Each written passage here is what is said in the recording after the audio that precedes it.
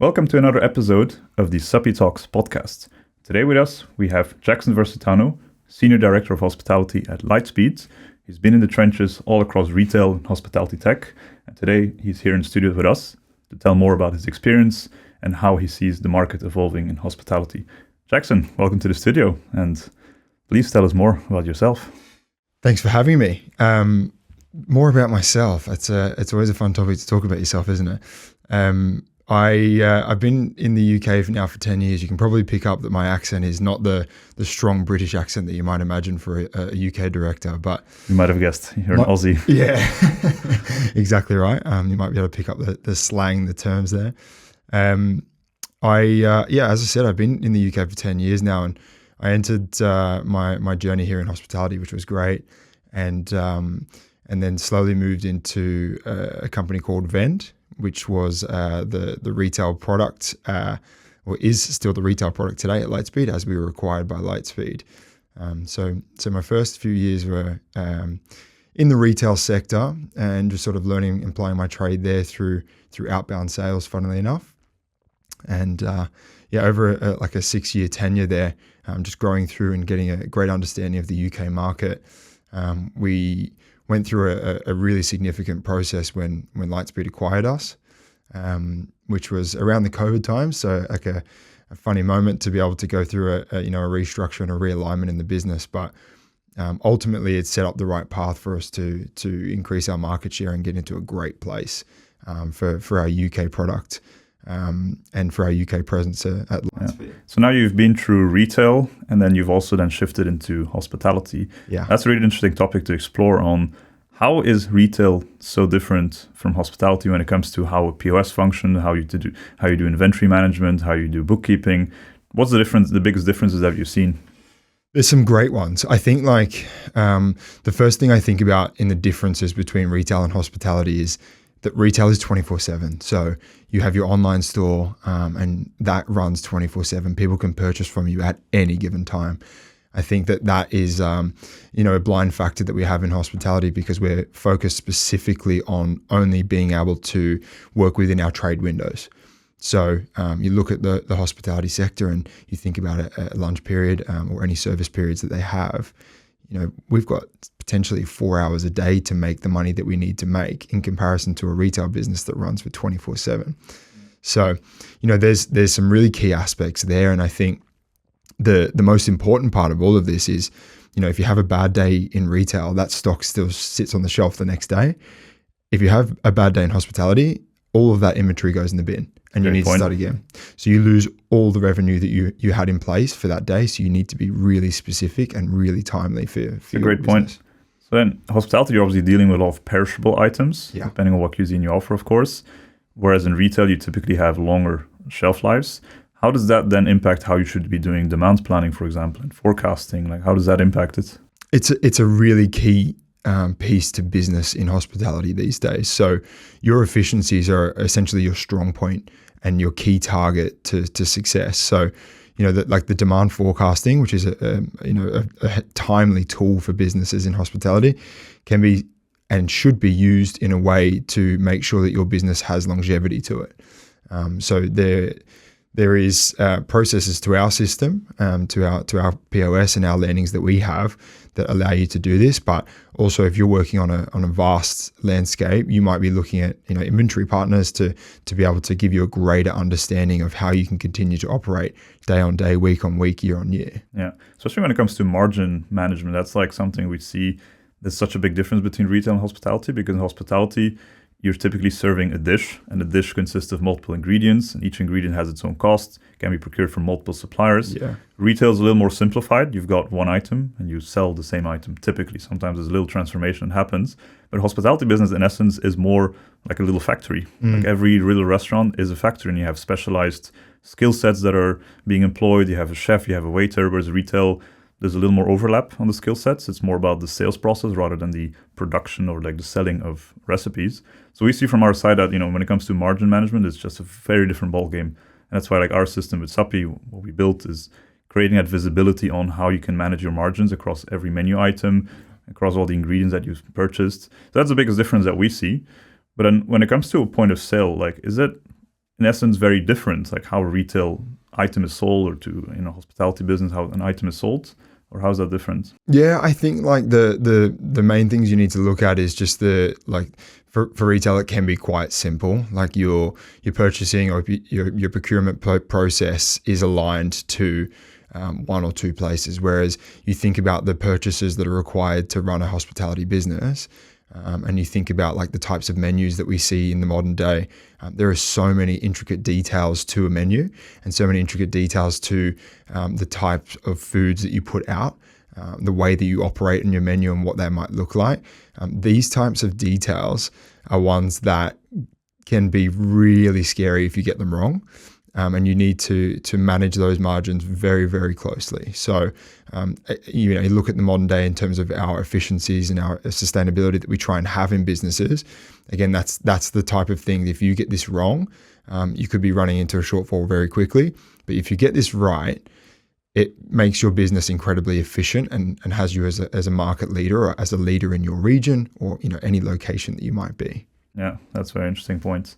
Now let's talk a little more about hospitality, which is what we obviously have more in common. And what we see as an interesting fact is that every day in the UK, there's 5 restaurants that close down due to insolvency. So clearly it's not that simple. Like a lot of people have this dream of like, oh, I'm going to open my restaurant. It's amazing. I'm going to have my guests over.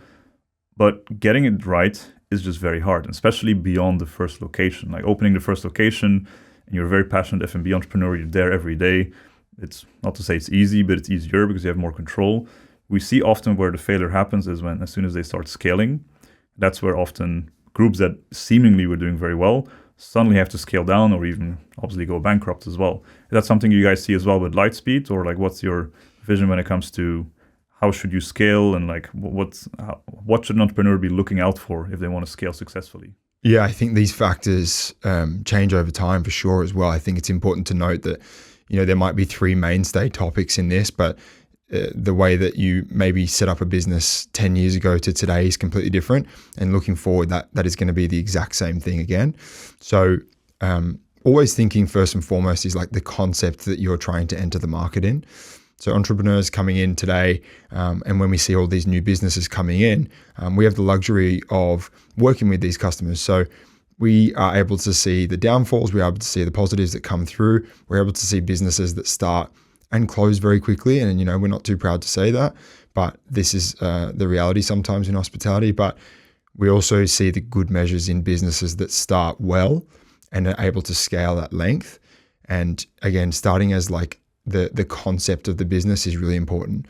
As I mentioned before, the way that you want to operate your business is the way that we are engineered to work towards our success. So if we look at a hospitality business, when you're entering there, you're entering for an experience. You might be looking into a specific cuisine, you might be looking into a specific location, you might be looking for an escape from reality. As an example, a Lightspeed customer I went to last week for my birthday, I went to Lagar, which is near our office. It's an Italian restaurant near Tower Bridge, and you enter there and it's almost like you're not in London anymore. It's almost like you've entered Little Italy. And having those types of experiences prove that concept is king when it comes to the type of restaurant you're trying to do. So if you're moving into like a generic takeaway, sure, you know what you're trying to do, you know the customer you're looking for. If you're moving into fine dining, if you're moving into experience, when setting up a new business as an entrepreneur, get these details right. Know your target audience. The second part would be location. Again, I'm not too proud to talk about this, but like in our street at where our office is located, there's 2 businesses, there's 2 locations that I've seen close, and 3 different businesses have tried there in the last 12 months. And this is in a peak area. This is, London Bridge. So location is incredibly important, and like specifics to your location and your cuisine and your types. These are really, really important needs for a business to be successful. And knowing that target audience and where you're going to set up and align your business. It can't just be for the reason that you wanted to set that business up. Yeah, it has to be more than just a passion of Exactly. Like, I love food, I love guests. Also, the numbers need to make sense. And this is something that we often see with starting out entrepreneurs, especially if they come from a chef background, is that numbers are not their nature. It's more about the passion and the food and everything. But then, of course, if you have a single restaurant, you can kind of get away with it, perhaps. But then, as soon as you start scaling, that's where we see problems happening. So, what advice would you give as soon as restaurants, like a restaurant owner says, now I want to go open a third location? What are the things they should be looking out for? 2 really key factors: your people and your technology. So, staffing is really hard in hospitality. It's really difficult to get the right staff, and making sure that you've got the right staff that want to follow your ambitions is a really important point. Understanding that hospitality turnover is another key important factor, is that you have to have the right staff and in the right places. Working on that level in one place is great. It means you've been able to set up a brand and be successful in that. But typically, once you start adding to this, you can't make the same decisions that you made as a 1 if you're a 2, 3, 4, or 5 location or more. So what we typically try to engineer with these businesses is understand your menu and understand how the engineering might need to change in terms of your menu and your operating factors around that. Because again, on the scale of having a single location, doing that times 5, can you sustain this? And the different types of traffic, the different types of locations, as we spoke about before. And then it comes to probably the most important part is your software. So typically the software that you use for a single location, again, might not be the type of software that you need for a 5 location business. So when it comes to the types of factors that you need to start, understanding when you make these decisions is, how can I improve my business without making everything go out the back door in terms of my revenue and my incoming? So that's where you might need to start to look at how you can work on the brain of your business. And I think Lightspeed in general is the best POS on market, because we are the brain of your business. And then you can start adding in our integration partners. You can start adding in all the different pieces that will start to help your business grow. So we like to work with businesses that can scale, and we can help them scale by adding different components to their business. I think you've mentioned a very important point is about how Lightspeed positions itself. It's also how we do the same with Supy, is that we believe the future is best-in-class softwares. Before, there was a time that you could get away with all-in-one softwares because the needs of the market were also less complex. You didn't have online ordering, loyalty, CRM wasn't really a thing. It was just about opening a restaurant as you punch orders, do some basic inventory perhaps, and that's kind of it. It just evolved so much with all these new needs. And also building software became easier, which is what we see now, is that there's more operators from a deep experience in an industry building softwares to solve very niche problems, which is something you didn't have before, because before it wasn't very democratized to build software. So you had only the big giants that were able to afford saying, we're going to build a big all-in-one software. Was it that great? Perhaps not, but it was the best that the industry could have at the time. But now, because building software is relatively easy, even more now with AI, it's easier than ever to build software. So you have very niche softwares, like one for managing guest feedback, one for managing loyalty, one for managing reservations. But of course, for that to work seamlessly, it has to talk to each other. And we see this fear in the industry of, but what if I have to talk to different vendors all the time? And what if there's a problem and they start pinpointing to each other? And I think this is what you guys did so well, is building that ecosystem. Like you said, the point of sale is the brain, but at the same time, it does talk very well, not just technically as an integration, but it's also really that relationships that you guys build with the whole ecosystem, so that if there is a problem, let's say there's integration, there's a mismatch of the data, etc., there's people we can talk to and we can get things solved. And I think something that Lightspeed did very, very well, I must say. So applause to you for that. Yeah, well, I mean, it certainly wasn't me, but I can talk about the best in class piece is really important to us, and I think it speaks to our business at its core. I think you look, and as you mentioned there, the Lightspeed is the brain of your business, and we want this to be the base on your platform that you work in, and you're in this in every day. Then we start to look at the extra pieces that need to help your business function and need to help your business grow. And I think that we would be blind to not notice that we don't try to be the best in class for everything. We are the best POS. So we do our POS functionalities the best in the market. When it comes to all these external factors that all the other businesses need, if we were to try and do those factors, we take away from working on our key focuses. 100%. So we don't try to do that. We have incredible inventory partners. We have incredible reservation partners. And ultimately, our partners continue to complement our business. And that's why a lot of people like Lightspeed, because we're not forcing you to use anything. And also there's a lot of businesses that have fear to make these decisions because they typically say, but I don't need that. Why am I paying for this? I don't need that. Whereas in our world, we have this base level for you, and we can grow and add our little pieces into this. So it's almost like a plug in, plug out, which makes it very, very simple for our processes. And that opportunity for a business to then use all the best pieces that are available to them, why would we deny them of that? I think that's a very important point. And this is something we see that some operators get wrong, is that the moment they purchase software, they see the needs of their business as in the moment that they purchase it. So if today they have 2 locations, okay, today I need this, I don't need inventory, I need this, I need that. Great, but what about in 6 months, 12 months, 18 months? So you have to plan ahead. And I guess with a solution like how you guys do it, like you said, plug and play. Today I don't need inventory, but as soon as I have 3 locations, I will need it. And that moment when it comes, you don't want to be ripping out your POS and your whatever you have already, because that will disrupt your business. So if you can just add a plugin into it and get a subscription where you only start paying the moment you really start needing it, and not the moment that you think, oh, maybe in 2 years I might need it. So it's really about helping operators scale as they grow. And as the needs evolve, you can just add in more components instead of ripping out your entire tech stack, because that will disrupt you. Yeah, exactly. I think you mentioned so many good points there, because data should be at the focal point of any business. So you look at, do you want to grow? What's your plan for the next year? What are we trying to do? What are we trying to achieve here? It's okay. Some businesses just want to maintain and just want to coexist.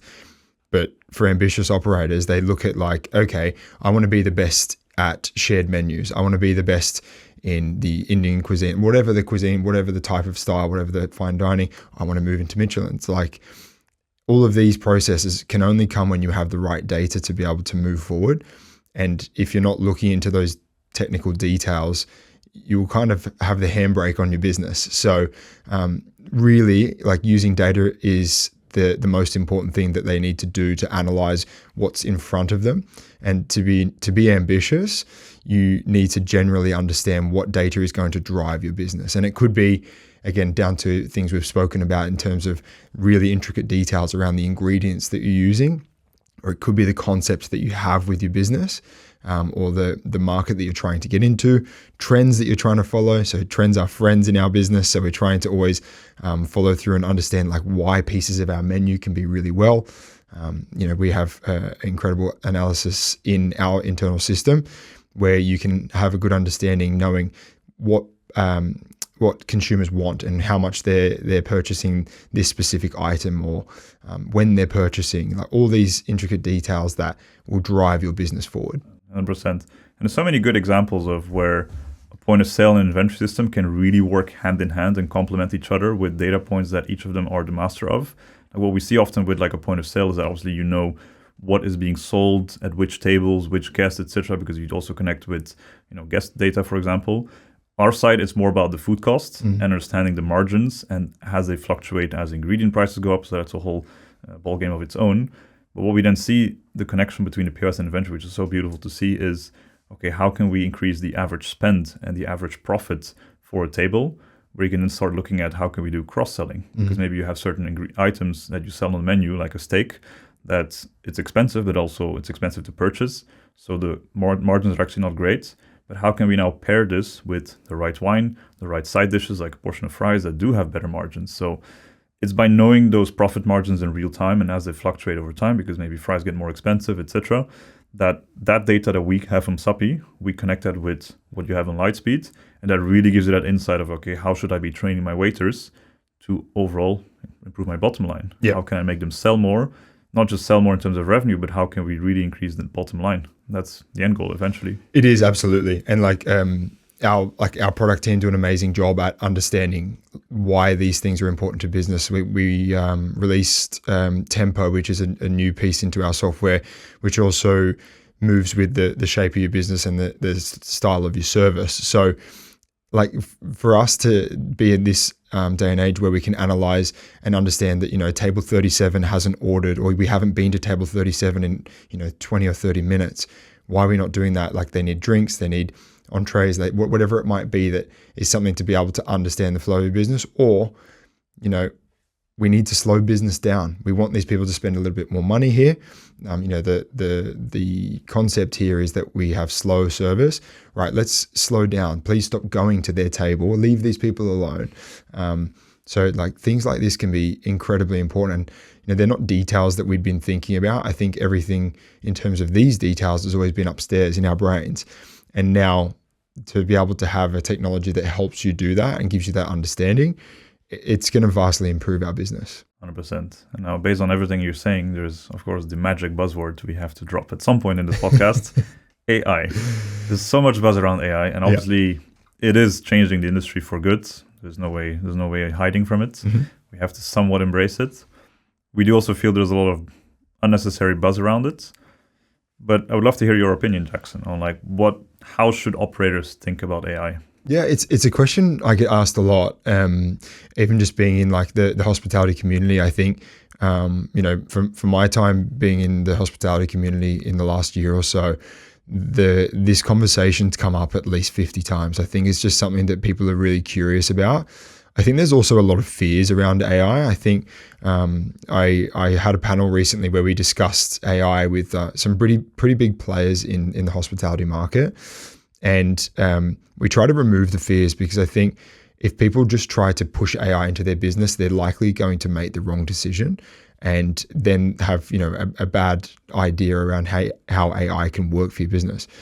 But I think that there's an intelligent decision around how you make AI work for your business, and I think this needs to come from exactly what you need first. So if there's no general needs to be able to grow or be ambitious in understanding where your business moves next year, don't move into AI. This will probably just hurt you and be an extra financial need that you probably didn't need to use. But when it's used well, the way that this can simplify your business is really, really healthy. And I think that a lot of businesses can use this in a way to push their growth and take away all these manual things that maybe cost us a lot of time and effort in the past. So like my advice to businesses looking to move into AI, I would say start very slowly and start adding things as you go, and then find the important things that you want to invest in. And that ultimately will be the decision then for you to be able to be a bit more ambitious with your next move as well. Couldn't agree more. We always keep repeating it's all about the foundations. And there's this old saying of garbage in, garbage out when it comes to data. That is just being amplified by AI. Because if you don't have good foundational data in your restaurant in terms of the data that you input into your systems, if you throw some AI on it and ask a chatbot, hey, what should I be focusing on? How can I improve my margins? But if the input to that data wasn't there, now AI is going to give you a fancy answer. It's still going to give you, I think you should do this. But if the data that entered it was wrong, it's just going to mislead you. And that's the real danger with AI, is that we start trusting it too much without focusing sufficiently on the foundations of what is feeding into that AI, what is training the model. That's the foundation that we always vouch for. Yeah, for sure. I mean, don't use AI like me. I talk to ChatGPT just to be my friend sometimes, but no, it's, I couldn't agree more. Don't let it replace your thoughts. Please don't just punch everything in there. Don't use it as a calculator. Keep using your brain for the things that you can. It's more like, I tend to use it for brainstorming and getting some general ideas or just getting some polish on things that we've already done. You should never use it to make a decision for you unless you've got the right accurate detail.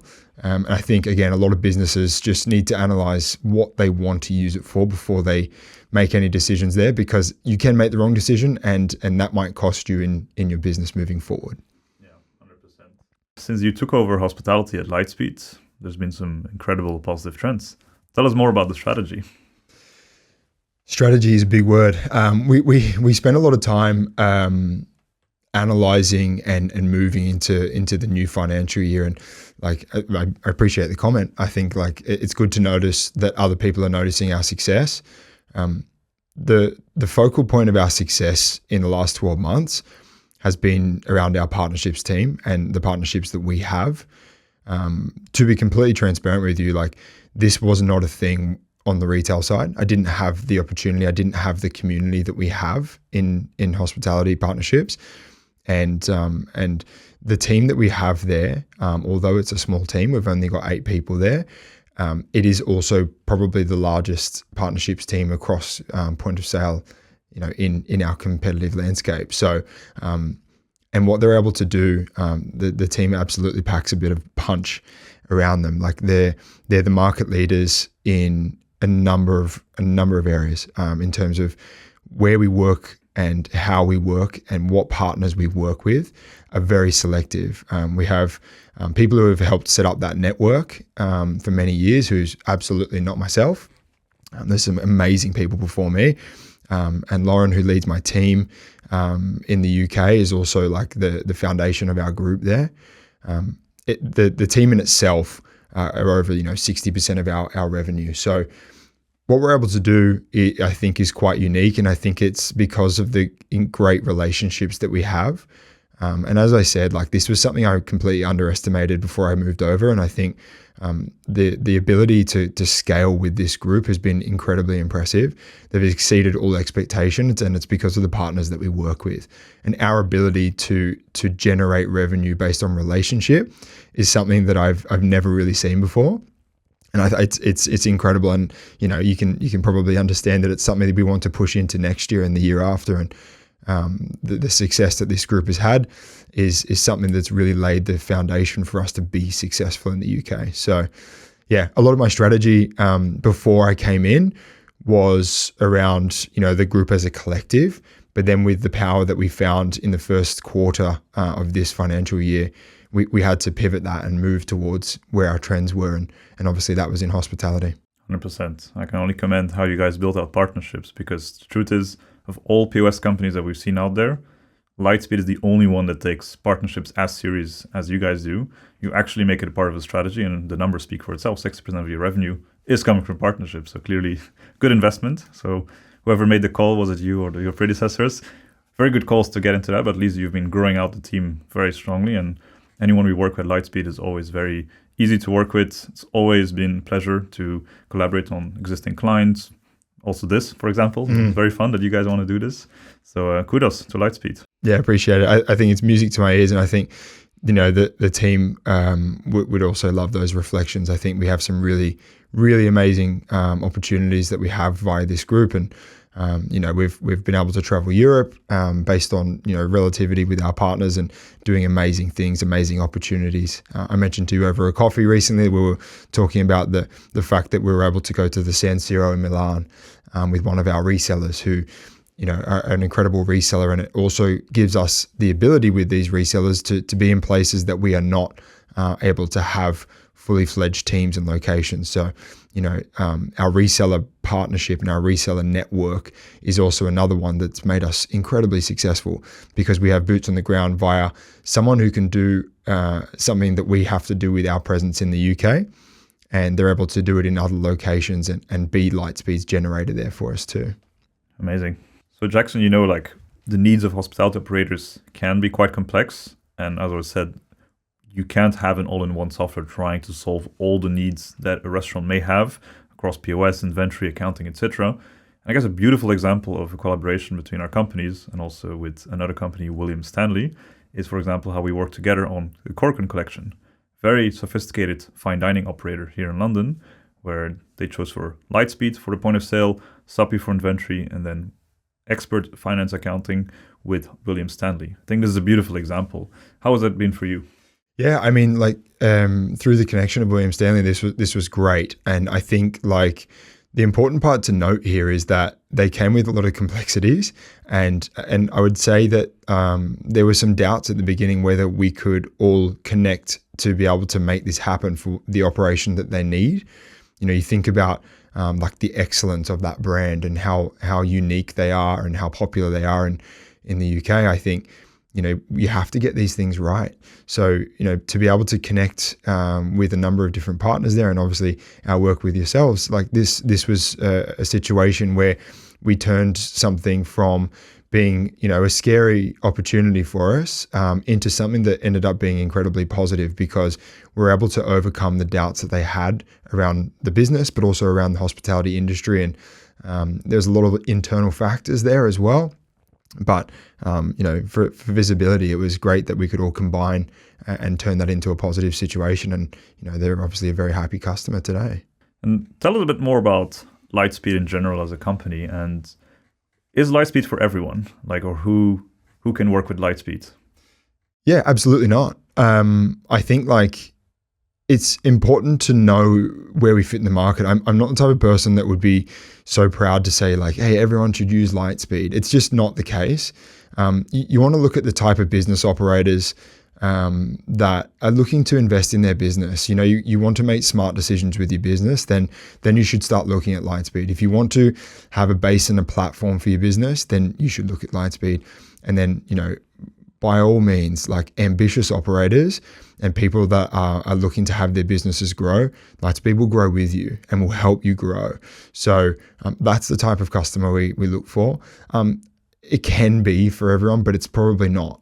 It's not best used for everyone. So yeah, it's important that the right people are understanding this. And my team certainly wouldn't push this on the wrong operator. We would downshift towards someone else. And if there's something that's maybe too high and complex for us, or maybe just not even in our market, then we'd probably tell them to look at other operators too. Again, it's not something we're too proud to get in the way of. It makes total sense. And how's it been since Dax took over again? Because you've been through multiple CEOs now. Yeah. How's things changed for you? Yeah, I mean, I've been at the company for 7 years. So I've seen a lot of changes, and I've seen a lot of directional moves that we've made. And what Dax brings is a calming influence over our business. So for a long period of time there, we were making acquisitions and we're really trying to build this juggernaut. And what we have today is incredible because of those moves. And I can stand by all the decisions that we've made at Lightspeed. I think the business we are today is incredible, and it's because of the past moving into the present that we have now. Dax really brings a calming influence back to the business. Obviously, he was he's founder and he was CEO for a period of time there as well. So him coming back has realigned our strategy. I think our plan 12 months ago was to really align our purpose behind the business. And, EMEA hospitality is at the forefront for our focus. And Dax brought that back with us. And the other part to this is, in terms of our strategy and what we push out to the market and what we ask from our investors, we've been really clear with that since Dax's return. And I think as a whole, for people that have been around for a fair while, it was a really welcome move for us. So yeah, he's an interesting guy, interesting in a great way. Spending time with him, and I'm very lucky to be able to get visibility with him in my world too. So, he's not your everyday CEO, I can tell you that. He's recently brought out a book, Echoes from Eden, which is something that everyone should pick up. Which is also got absolutely nothing to do with point of sale. But if you're looking for a light read, he's a really interesting man, and that might also give you a sense of what he brings to our business. That's amazing.